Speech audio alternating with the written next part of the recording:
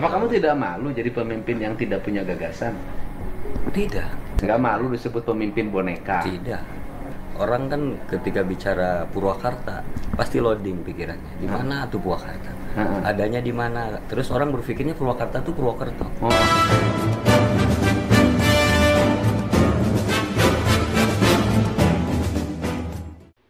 Assalamualaikum warahmatullahi wabarakatuh. Bertemu lagi bersama aku, Pangeran Sriwijaya.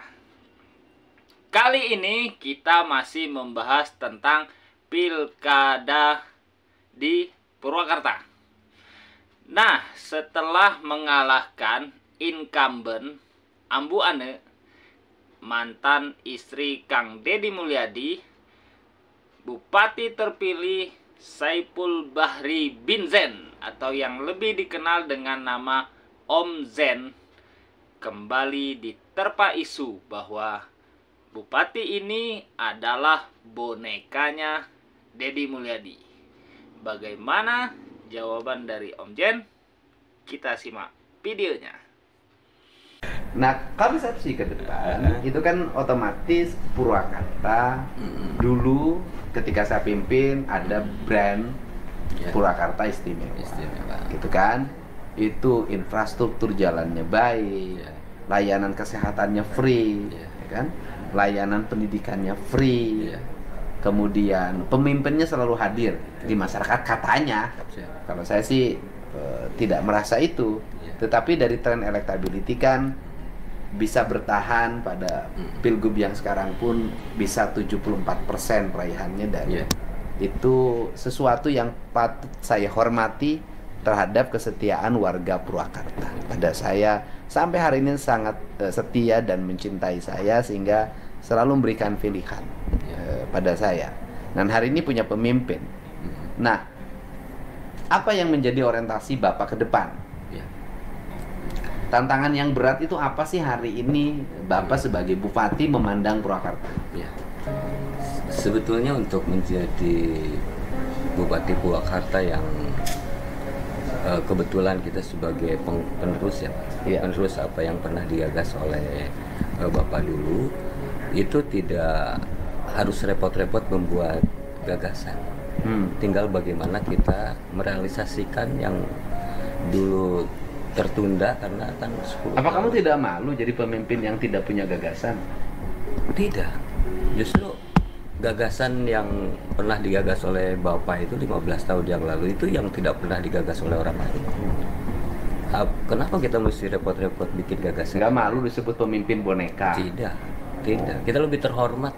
Lebih terhormat? Iya. Jadi boneka nggak apa-apa? Nggak masalah. Karena apa? Karena kita melaksanakan gagasan yang itu sudah terbukti. Yang sudah terbukti dan diakui bukan hanya oleh masyarakat Purwakarta, oleh masyarakat. Tapi saya nggak akan jadiin kamu boneka. Saya sudah punya otoritas memimpin Jawa Barat. Kamu urus Purwakarta dengan baik. Yang penting ide-ide. Apa ide-ide yang akan terus dikembangkan? Kita sudah punya Taman Sri Baduga, Air Mancur. Mati hampir selama 5 tahun. Tidak hanya ikhlas disebut bahwa bupati ini tidak memiliki konsep dan hanya menjadi bonekanya Deddy Mulyadi, ternyata di balik keikhlasan bupati ini semua bisa diselesaikan melalui jalan lobi-lobi dan jalan perkawanan. Apalagi kita tahu ya bahwa Om Zen dan Deddy Mulyadi ini berkawan sudah cukup lama dan Kang Deddy menjadi Gubernur Jawa Barat terpilih. Semua permasalahan yang ada di Purwakarta secara otomatis akan diakomodir dan ditangani oleh pemerintah Provinsi Jawa Barat. Apa saja yang akan di take over oleh Kang Deddy? Kita lanjut videonya. Nah, dulu kan orang kita flashback ya Pak ya. Orang kan ketika bicara Purwakarta pasti loading pikirannya. Di mana tuh Purwakarta? Adanya di mana? Terus orang berpikirnya Purwakarta tuh Purwokerto. Dan pada saat itu dari gagasan yang pernah Bapak bikin dulu, terutama itu air mancur, Purwakarta, orang semuanya bangga terhadap Purwakarta. Karena begitu orang bilang Purwakarta, oh yang ada air mancur bagus itu ya. Nanti kita akan mulai, karena ini sudah lama tidak hidup dan tidak dioperasikan, itu mulai dari Taman Sri Baduga kita mulai membangun. Nah, saya dengar kan anggarannya tidak ada di 2025. Untuk bayar listrik aja udah nggak ada. Karena dianggap menyalakan air mancur itu pemborosan anggaran.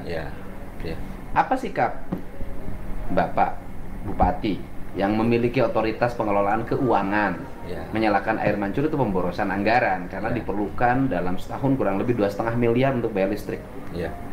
Ya, pertama adalah kita mencoba dulu untuk sinkronisasi, mengkomunikasikan dengan warisan, karena 5 tahun terakhir ini kan ini ya. Terus yang kedua, kalau itu, dan pasti sih bisa kalau kita komunikasi. Bukan, pertanyaannya adalah 2,5 miliar dalam pandangan Bapak pemborosan atau tidak? Tidak, Pak. Kenapa tidak?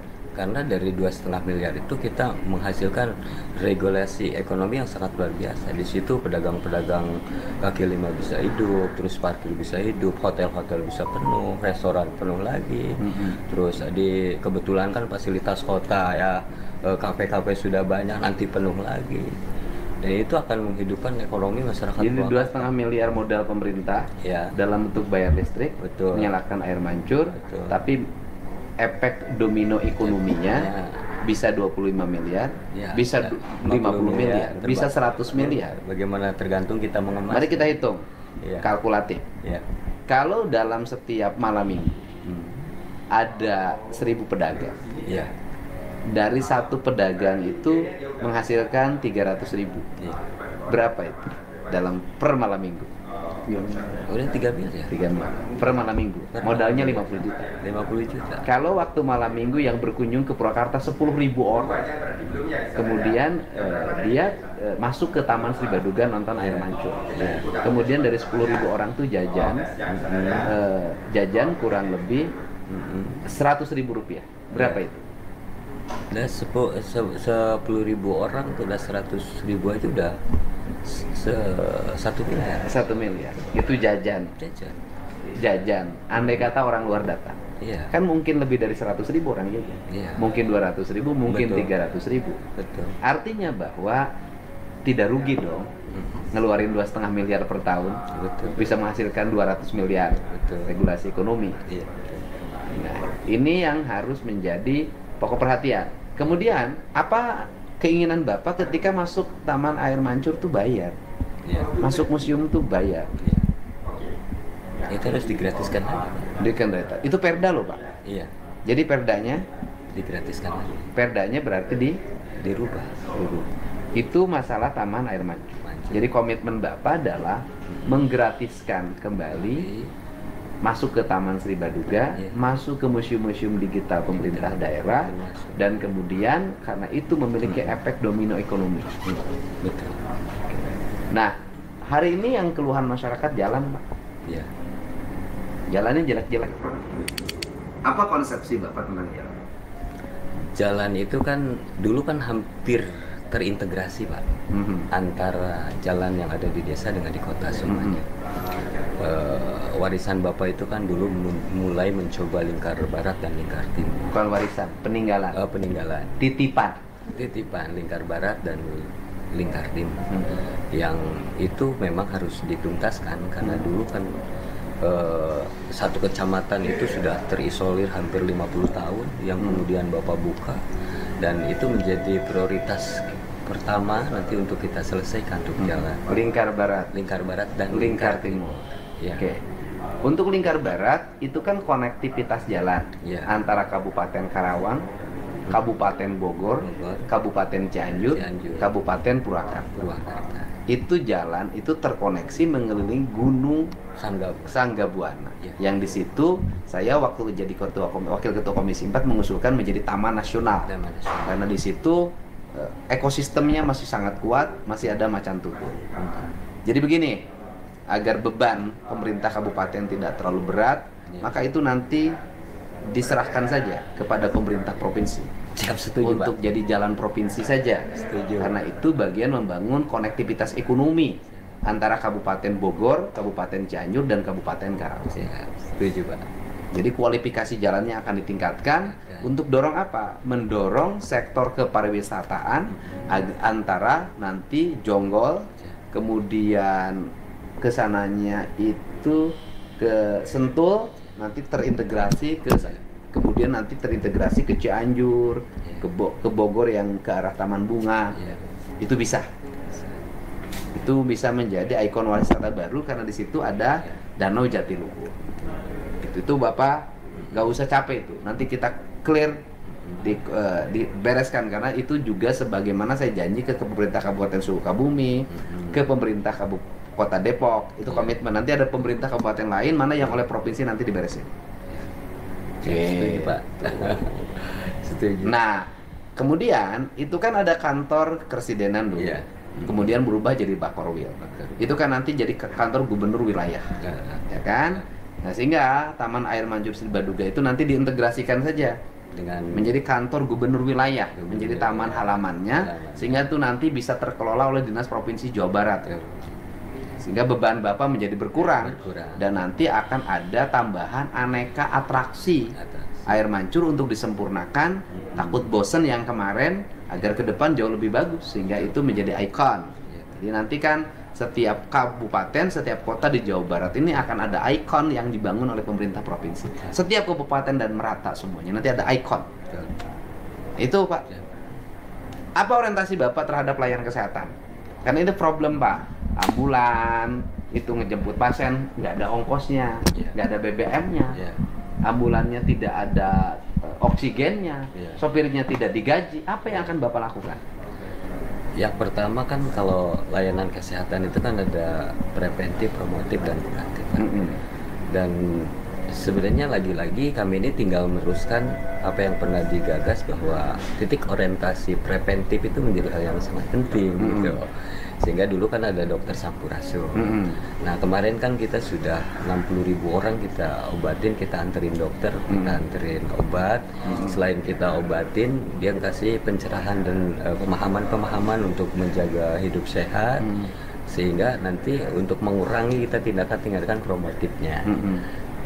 Dan selain itu coba kita nanti untuk sarana penunjang kesehatan, termasuk juga buat petugas-petugas kesehatan yang mereka juga seperti supir ambulan. Kan dulu ambulan ini sudah Bapak kasih semua setiap desa, tapi supir ambulannya juga tidak punya gaji. Punya komitmen nggak gaji supir ambulan? Ya harus digaji Pak. Harus digaji ya? Harus digaji. Bagaimana kalau supir ambulan itu di seluruh Jawa Barat, bukan Purwakarta, itu dimasukin menjadi pegawai desa? Ya, jadi aparat desa, jadi pegawai desa yang fungsinya melayani masyarakat antar jemput pasien. Iya, setuju Pak. Itu yang akan nanti dikonsepkan. Nah, kemudian pendidikan Pak. Kita selalu ribut ketika masuk SMA dengan sistem PPDB. Zonasi. Betul Pak. Apa konsep Bapak agar nanti ke depan terintegrasi antara SMP dengan SMA? Nah, yang pertama kalau kita kan pelayanan itu sesungguhnya kan mendekatkan ya Pak ya. Kalau sekolah mendekatkan dengan orang yang mau sekolah. Kalau sekolah ya. Terus selain itu juga agar tidak kemudian setelah misalnya dilulus SD, kita untuk SMP dulu memang kan Bapak sudah banyak sekali bikin SMP pada saat itu kan, karena untuk menangani antara jumlah lulusan dengan jumlah sekolah. Nah ini juga penambahan SMP ini juga harus terus karena populasi penduduk kan semakin bertambah. Tapi kalau SD sampai SMA kita masih bisa untuk jarak karena tidak terlalu jauh. Cuman ini kan biasanya ribetnya dari SMP ke SMA. Nah, untuk SMP SMA ini problemnya adalah bahwa setiap kabupaten kota itu jumlah SMA lebih sedikit daripada jumlah SMP. Gitu. Jumlah SMA pada sebuah kecamatan tidak menampung siswa yang akan berminat masuk SMA.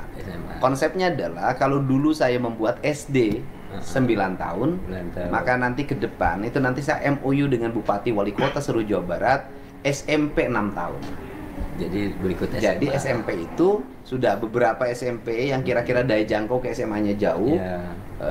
Maka kita tambah 3 kelas saja. Di SMP itu gurunya di-upgrade untuk menjadi guru SMA, sehingga dari SMP langsung kelas 9, kelas 10, kelas 11, kelas 12. Sehingga nanti langsung SMA selesai, sehingga pendidikan kita tercapai. Yang penting orang sekolah. Ini cara bagaimana menyelesaikan. Itu saya sudah sampaikan ke pemerintahan Kota Depok, saya sudah sampaikan juga pemerintahan Kota Bekasi. Jadi seluruh warga Jawa Barat, ke depan saya pemerintah Provinsi Jawa Barat akan mendorong SMP 6 tahun, yaitu SMP yang ditambah 3 kelas, kemudian nanti lulusnya menjadi lulus SMK. Dan MOU saja, karena kewenangan SMP kewenangan Bupati Wali Kota, SMA dan SMK kewenangan Gubernur. Dua-duanya disatukan, ini solusi, bukan jalan masing-masing. Nanti anggarannya diatur, gitu kan, mana yang kewajiban kabupaten, kota, mana yang kewajiban provinsi. Tetapi kalau kabupaten kotanya punya kemampuan, kayak Kota Bekasi itu kan punya kemampuan, keuangannya cukup, APBD-nya cukup, dulu juga tunjangan gurunya tinggi, ya bisa saja provinsi menyerahkan pengelolaan SMA-nya kepada pemerintah kabupaten kota, karena dia punya kecukupan kapital. Gitu loh. Nanti ini provinsi konsen pada kabupaten-kabupaten yang pendapatannya rendah dan kemudian daya jangkau wilayahnya luas, kemudian APBD-nya kecil. Kan ini adalah bagian dari untuk menjaga keadilan bagi rakyat Jawa Barat. Wah, ini layanan dasar. Jadi target jalan berhotmik dan berbeton Bapak targetkan berapa tahun? Sebetulnya kalau kita serius belajar dari Bapak dulu. Yang berat tuh udah saya ambil tuh. Ya, belajar dari Bapak dulu kan, dari keseriusan kan Bapak tuh hampir 90% dulu selesai dengan anggaran yang minimalis pada saat itu bisa. Apalagi kalau sekarang yang berat-beratnya diambil alih provinsi, 5 tahun itu udah peningkatannya udah luar biasa. Sudah dianggap sudah selesai kebutuhan semuanya. Kebutuhan semuanya 5 tahun itu. Yang ribut selalu di Purwakarta adalah air bersih. Iya. Jangkauan daya jangkau air bersihnya belum jauh. Dulu saya udah bangun infrastruktur sampai Sadang. Iya. Tapi program pembangunan dari Sadang sampai Cibatu tidak dilanjutkan. Iya. Padahal itu kalau dilanjutkan zaman itu butuh 14 miliar clear. Iya. Daripada uang dibuangnya sebenarnya pakai itu selesai. Betul. Nah, apa konsepsi Bapak tentang air bersih? Iya. Layanan PDAM, kemudian kan problem Bapak itu satu, Pak. Tiap kemarau kekeringan. Bapak juga ikut ngirimin air saya lihat kemarin. Tapi kan tidak boleh gitu-gituan terus pemerintah. Iya. Bagaimana Bapak menyelesaikan itu sehingga ke depan orang Cikau Bandung, orang Babakan Cikau, orang Bundar, gitu kan, kemudian orang Maracang, tidak kekeringan terus ketika musim kemarau. Jadi kalau kata Bapak musim hujan tidak kebanjiran, musim kemarau tidak kekeringan. Bukan musim hujan tidak kehujanan, musim kemarau tidak kepanasan, bukan itu. Nah itu gimana? Yang pertama kalau air bersih kan itu Pak yang harus kita amankan itu satu, karena bahan bakunya kan bahan baku airnya PDAM itu selain dari Jatiluhur dari mata-mata air. Nah mata air ini kita amankan dulu agar suplai. Pemerintah membeli sumber mata air agar itu stok mata airnya itu juga aman. Terus yang kedua jaringan. Nah kan yang berat ini Purwakarta ini kan dari tahun 77 itu jaringan yang belum diganti, belum peremajaan. Memang ada penambahan dulu sampai Sadang itu yang waktu zaman Bapak, tapi yang lainnya itu sudah sangat tua. Nah gitu. Selain kita nanti penambahan jaringan, ada peremajaan jaringan-jaringan yang lama. Berarti Bapak akan membangun jaringan air bersih. Infrastrukturnya dibangunkan oleh Pemda. Setelah itu diserahkan dalam bentuk aset ke PDAM. Penyertaan modal dalam bentuk aset. Dan PDAM-nya manajerialnya dibenahi agar lebih memberikan layanan yang optimal bagi masyarakat. Jangan menjelang pemilu airnya mati. Betul. Karena pecah. Ada dua cara sih Pak. Ada kita menggunakan APBD untuk membuat jaringan itu langsung kita serahkan sebagai penyertaan modal. Ada juga karena BUMD ini kan tidak harus terus menjadi beban pemerintah, malah dia harus menjadi penopang. Kita bisa guide investor untuk jaringan saja, tidak masuk pada manajemen. Karena banyak nih investor-investor yang kaitannya dengan air bersih, tapi dia hanya untuk jaringan, tidak masuk pada manajemennya. Tinggal dari jaringan itu berapa konsumen yang dia layani, dari konsumen itulah kita bagi hasil. Saya nggak setuju itu Pak, itu Pak. Kenapa saya nggak setuju? Air itu adalah layanan dasar negara pada rakyat. Kalau bisa air itu nggak mahal. Karena itu layanan negara loh, air listrik itu layanan negara. Bisa nggak sih? Justru kita terbalik. Mari kita efisienkan anggaran kita. Untuk layanan air bersih warga itu infrastrukturnya dari pemerintah. dalam bentuk penyertaan modal kepada swasta. Yang harus diperbarui itu adalah manajerialnya. Karena kalau swasta bangun, dia harus untung, Pak. Dia harus untung, berarti dia harus meningkatkan tarif. Jakarta, Pak, kelas menengahnya banyak, Pak. Purwakarta, kelas menengahnya belum banyak. Nah, kalau mau dibangun ke depan adalah kita buat 2 kualifikasi, Pak. Air ini untuk orang kaya atau air ini untuk orang miskin, sama dengan listrik. Betul. Listrik dari ini ke sini bila perlu gratis. Listrik dari ini ke sini bayar. Air itu ditarif, itu bikin kualifikasi begitu. Tetapi nanti penguatan penyertaan modal pemerintahnya diperkuat sehingga aliran airnya kenceng.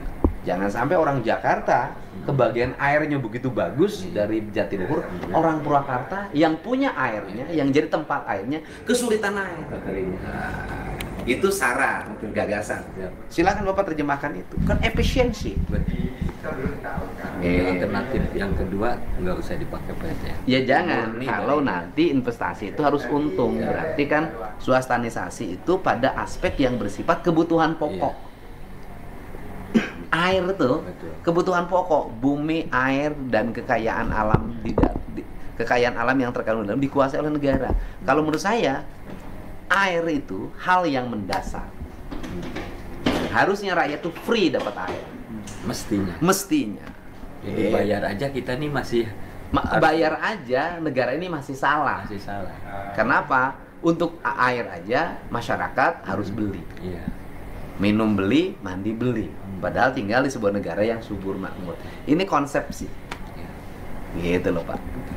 Nah, ini pikirkan. Tetapi ya kalau tidak mampu nggak apa-apa hari ini bayar. Tetapi investasi pemerintahnya harus diperbanyak. Masa selama 5 tahun kan PDAM ada investasi dalam bentuk ini nggak? Infrastruktur.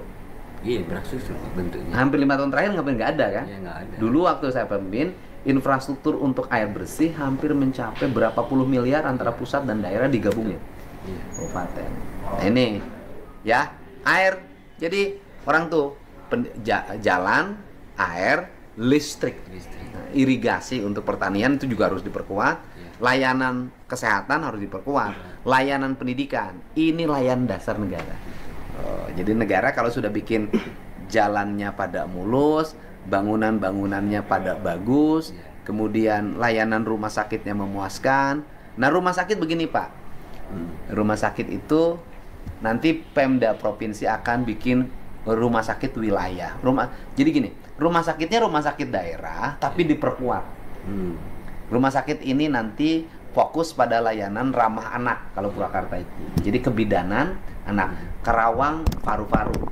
Nanti misalnya Bekasi fokus pada kanker atau subang. Nanti setiap wilayah itu ada, setiap kabupaten kota itu ada rumah sakit dengan kualifikasi tertentu. Nanti dokternya itu sekarang cari oleh Bapak, dokter-dokter yang menjadi tenaga PTT, menjadi honorer, yang mengabdi lama belum diangkat jadi ASN. Itu kirimin ke provinsi, kita akan sekolahkan spesialis. Dan nanti mengabdi di rumah sakit daerah. Jadi kita punya banyak sumber daya. Apalagi yang bisa disampaikan buat warga Purwakarta, orientasi program ke depan? Untuk warga masyarakat Purwakarta, jadi yang paling penting adalah, kan dulu itu Pak, Bapak kenapa sih dulu rajin keliling ke setiap dengan istilah Kempungan, buruan orang lembur. Kan yang Bapak bentuk tuh kan selain pembangunan infrastruktur, tapi kan karakter. Iya. Karakter masyarakatnya. Jadi pesan untuk masyarakat Purwakarta, dan karakter ini kan penting. Karena apa? Sebagus apapun kita membangun, kalau tidak dibarengi dengan karakter. Contoh misalnya kalau kita membuat WC dengan harga yang begitu mahal di tempat masyarakat yang dia tidak biasa dolbon dan doa, itu tidak akan bermanfaat gitu loh. Jadi karakter tuh harus terus dibangun karakternya, punya visi yang kuat. Bukan anak-anak tidak boleh jajan, tapi anak-anak jajannya harus diatur, diarahkan pada menu yang bergizi. Bukan menu yang membuat penyakit. Sampah, Pak, terakhir Pak, Purwakarta mulai berantakan tuh.